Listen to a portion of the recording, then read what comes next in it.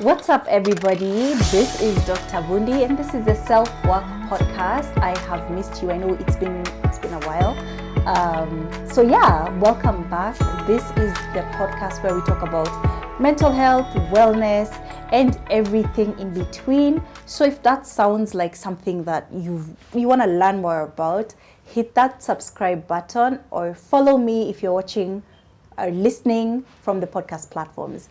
We are joined today by this beauty, a friend of mine who I've known for quite some time. And I love everything that she does. She'll tell us more. But if I can just summarize her, she is the wellness guru in living color. I don't even know how else to describe you, but I'll allow you to introduce yourself. Welcome, Dr. Mathini. Thank you so much. Thank you, Dr. Bundi. We'll start with the cliche. Please tell us a little bit about yourself. Who is Dr. Mathini? Hardest question. I know it's the worst. Who am I? So I am I'm a doctor specializing in lifestyle medicine. But personally, I'm just your girl next door, wife, mom. Mostly, I think I'm known for promoting a healthy lifestyle. So, that's everything lifestyle but healthy. She's playing it down. Her Instagram is, when you think about wellness, that's what I get from your Instagram. And not in a pretentious way, this is my life, this is what I do. So you make it look so accessible, so easy, so you can do it too. That's what I love about your wellness content. That's a goal. That's a goal? That's a goal. So I think with this word wellness, there are a lot of people who don't get it. Like, what is wellness? What's wellness? How would you describe it? I think I'd describe it as a state of optimal health. So optimal being the best, right? At your best. And that's mental health and physical health. Yeah, that's where we meet. Mental health. And, most people see me and see physical health. But it's both mental and physical health. Yeah. And that's achieved through having daily healthy habits. Yeah. So that's wellness. So I'm getting that because I feel it's sometimes misinterpreted, where the wellness space looks like candles, the spa, like those extra things. But I like that you brought it down to the basics of physical, mental. Love that. So let's say that somebody's listening, they're getting the idea of what wellness is, and they're thinking, okay, I want to start on this wellness journey. Where do we start?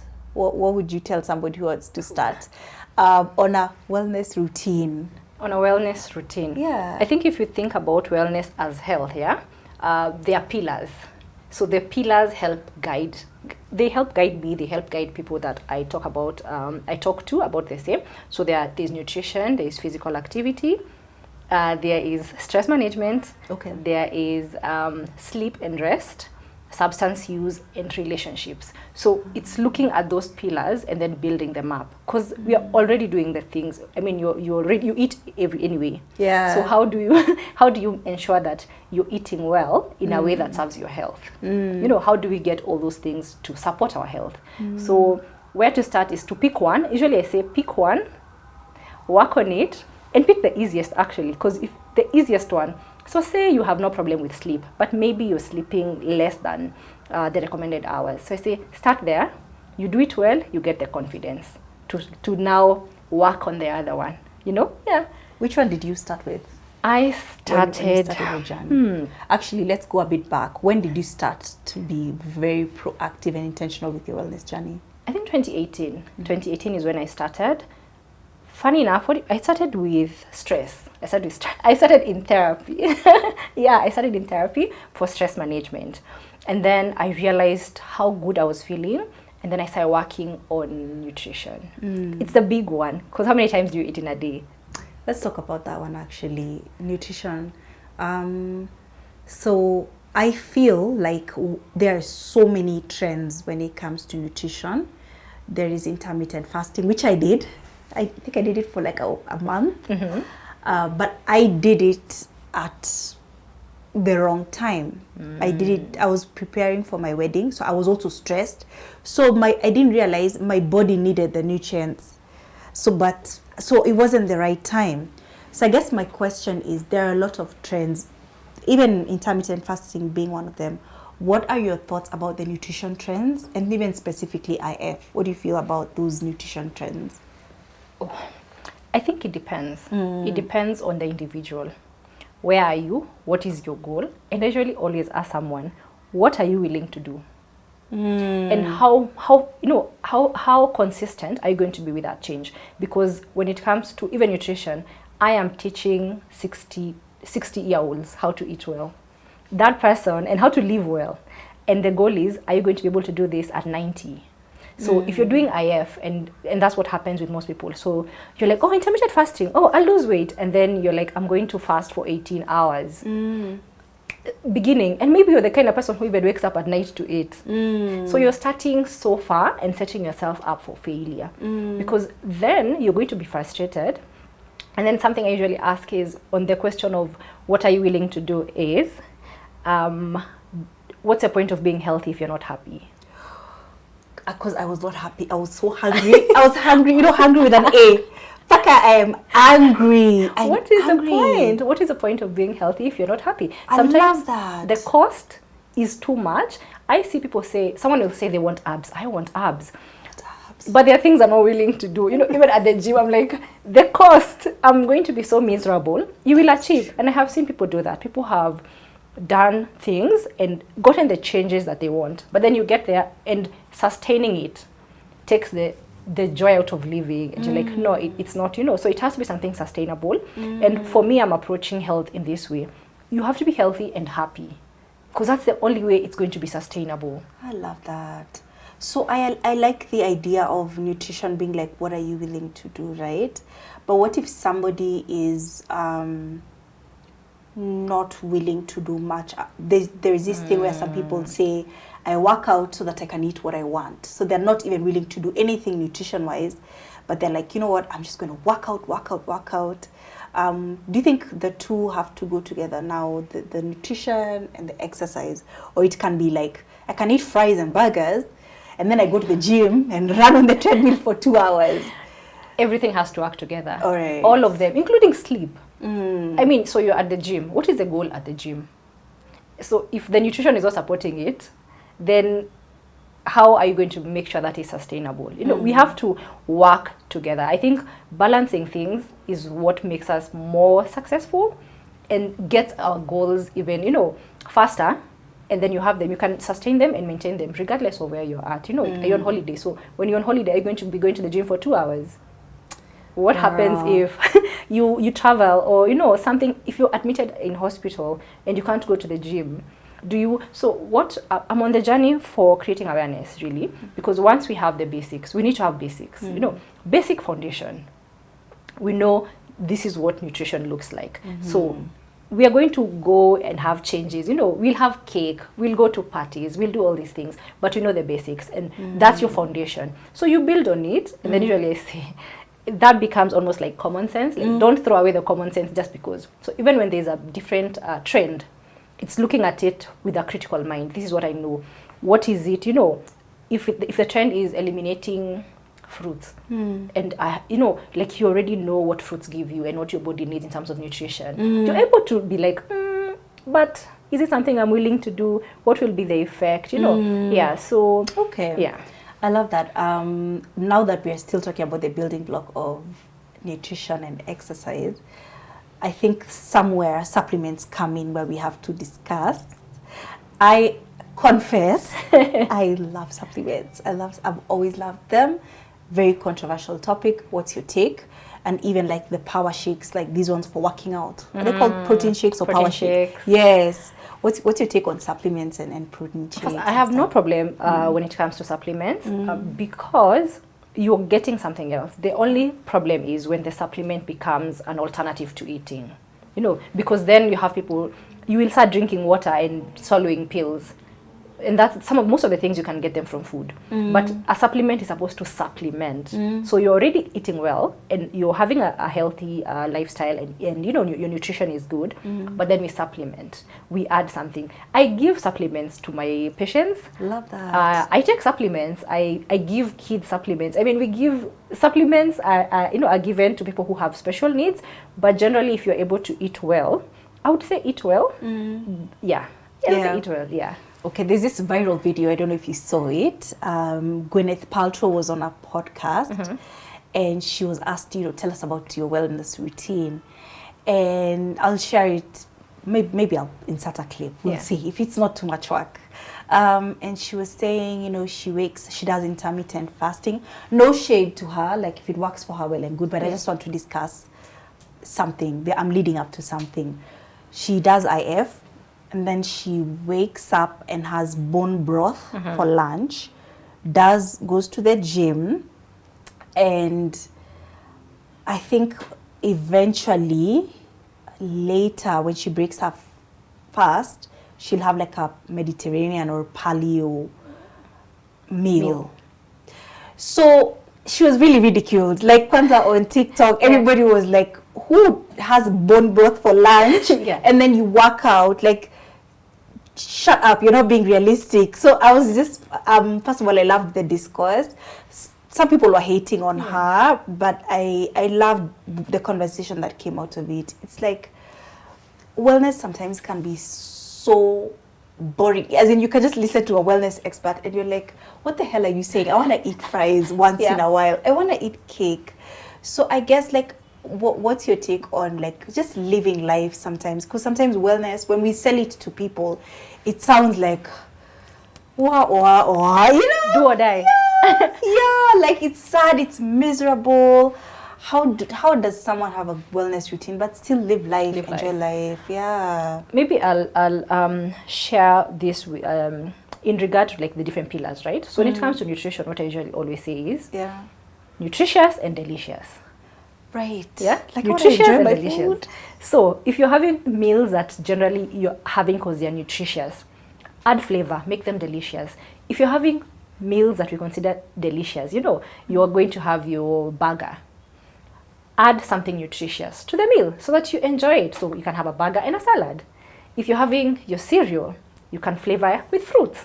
So that, I mean, as I said, what's the point of being healthy if you're not happy? If you're not happy. If it's physical activity, when you think about the goals of exercise, and that's where I think we get lost, when you don't know what you need to do. You need to, let's say, train your muscles, right? The strength, you need flexibility, you need balance, you need endurance for your heart and lungs. So then think about activity. What do I enjoy? Maybe you enjoy dancing. Maybe you enjoy yoga. So we don't all have to be at the gym lifting weights.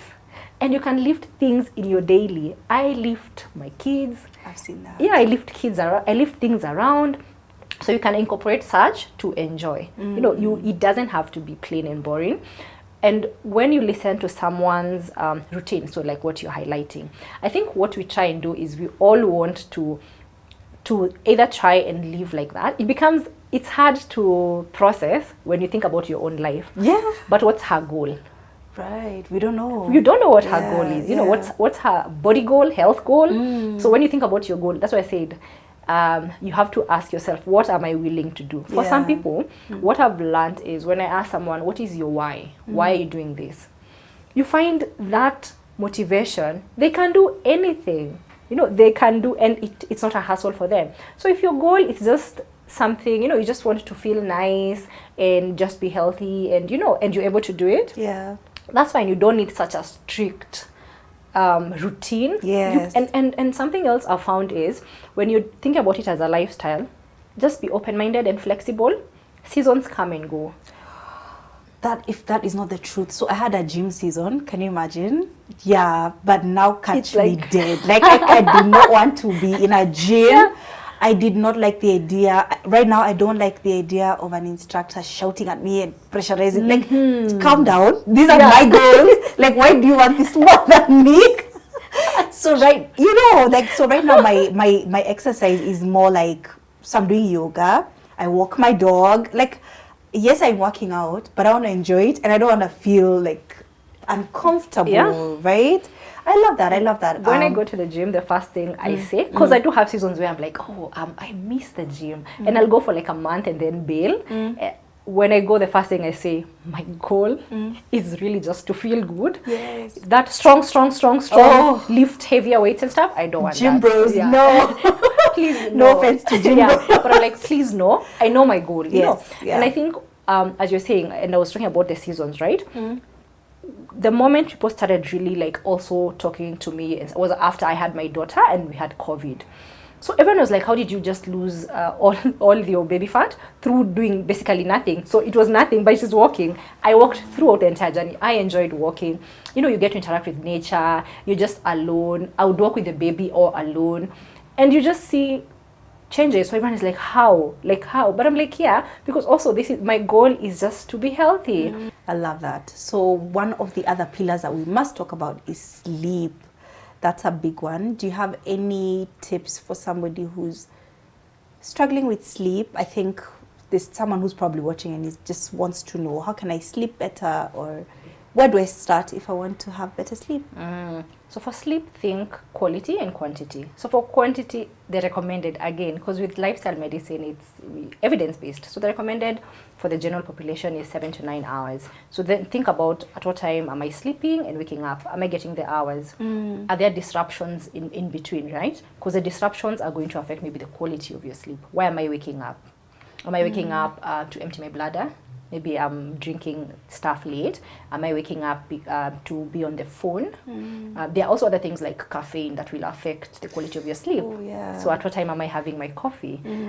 Some evidence has shown things like exercise. If you're having exercise late, you know, you're active. You're energized. Oh. And then you're trying to sleep and you can't. I thought it was the other way around. I thought when you work out late, then you're done. So you black out. Not for everyone. For some people, it has been shown to actually disrupt your sleep and the quality of your sleep, yeah? And obviously now there are other things like the vitamins that you're talking about. There are vitamins that will help, yeah? There are, that we give some. And there are things like vitamin D. One of the things I have noticed is in the city, vitamin D, almost all the people I am seeing at the clinic have low vitamin D, and it still affects your sleep quality. So I think you can come up with a hygiene, like an evening downtime routine kind of thing, yeah? Like gadgets out, you know, coffee up to what time, just limit. And then what do I do after? How is my room? You know, is it cool enough? Is it too hot? Kind of thing. Yeah. Do the routine, try and do like the hygiene. There are so many, if you Google a sleep hygiene, you're going to find a lot of information. You work on that, and if you're still struggling with the quality of your sleep especially, then you can go to hospital, because there are other things that will affect your sleep that, that is more of a health concern than anything. But I like what you said at the beginning. People have different needs. Like for me, I need 7-8 hours of sleep. My husband is good with 6, even 5. So you said the recommended is 7 to 9. 7 to 9. Okay, that's fine. And how do you feel about naps? Because that's another thing. There are people who take naps and end up feeling tired after the nap, right? I read somewhere that if you take like just a short nap, like 15-minute nap, it's better than like a 1 hour. Yeah. Maybe comment on that. I love naps. I have taken naps. I think depending on the season, again, when I was pregnant and working, I would take a nap in the afternoon and get back to work. It makes you feel more energized. But sometimes the question you need to ask yourself is, why am I taking the nap, right? Because sometimes daytime fatigue is a reflection of your sleep at night. Are you getting enough sleep? So you might be compensating. You might be compensating. So looking back and thinking, okay, am I getting enough sleep? Or am I now feeling the need to nap because there's something that has changed? You know, I mean, yeah, if you're pregnant or if you're breastfeeding and you're up feeding a baby the whole night, you will feel the need to take a nap. You need to sleep, yeah. You know, that nap will be gold. So yeah, so it's just to look at that. Okay. All right, so there's something you brought with us. I'll let you talk about it. I know you have some products. I know, but they don't know. Yeah. Care to share? So on my journey with promoting a healthy lifestyle, you keep being asked, oh, what can I do? What do I need? There's a lot of, you know, questions. So I do offer some services and some products. So my 2 products are, one, I have an Eat Well booklet that just has the basics of nutrition. So that's a soft. So you just order it and it's sent to you. I also love and enjoy planning and organizing. So I have a journal. I can plug it. Yes. No, that's beautiful. I have a journal. It's called Healthy and Wealthy. It's a lifestyle. Sure. Yeah. So. Sure. So this it's technically a planner, but again, I love teaching. So the first pages look around the pillars of a healthy lifestyle, and there are tips and tools for you to use so that you're able to know what is recommended, what's the baseline and stuff. So there's that. As far as services, I'm currently doing a lot of health promotion, so programs with work, and even on social media, I'm doing a lot of, let's say, campaigns to just promote healthy lifestyles with employees or employers who want their employees to live healthy. I'm doing talks and trying, to at least help encourage them. Yeah. So yeah, mainly that's what I'm doing. Oh, fantastic. Yeah. So I'll leave the contact details. Let's say you're wondering, how do I get my hands on this wellness beginners booklet and journal? I'll leave her contact, I'll leave her social media handles. And you're not saying she also runs a wellness clinic. Yeah, I do. Yeah, but it's fine. We'll leave all her info because sometimes it's so helpful to walk the journey with somebody who knows what they're doing. So thank you so much for being here. And I'll ask you one last question before you go. What do you think about alternative medicine? Because we've worked together, by the way, and there are times patients would come and tell you that I've been doing acupuncture or chiropractors and things we technically were not taught really as mainstream in medicine, but people are doing them. What do you think about such? As someone who's doing lifestyle, it's another lifestyle somewhere. So I look at it that way. So what are the benefits? It is another lifestyle, with all the things that we are doing. Some of them, they are traditional African practices.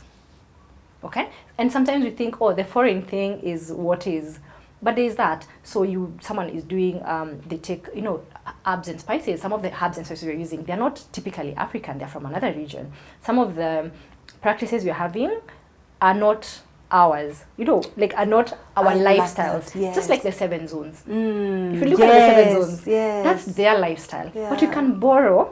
We can borrow from them to learn to improve our health. So if you're borrowing here and there, as long as it's safe, it has to be safe, and you have to also ask yourself, how is my body responding to this? Because it's the same thing as the supplements and all the herbs and spices and stuff.